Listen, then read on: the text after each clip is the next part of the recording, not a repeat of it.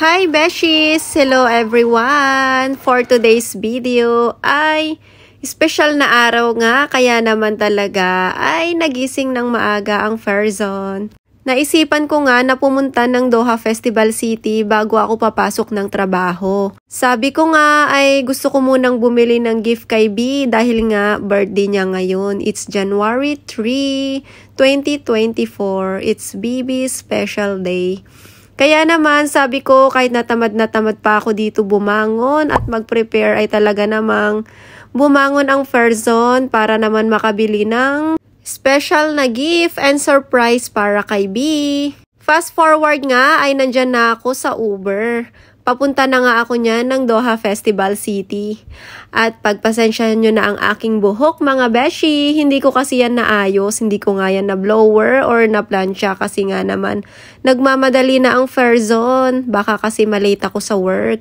Finally, after few minutes, malapit nga lang ito sa bahay, kaya naman nandito na ako.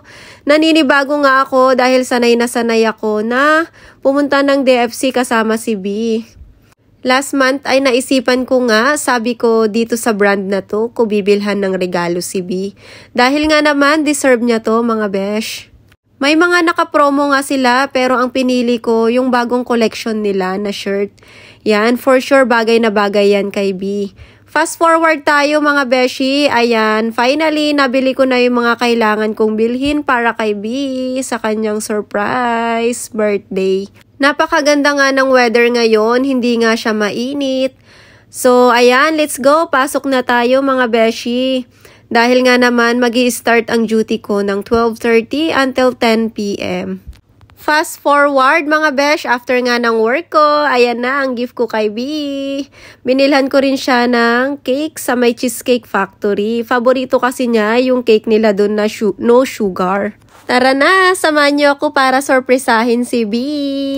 Happy birthday to you.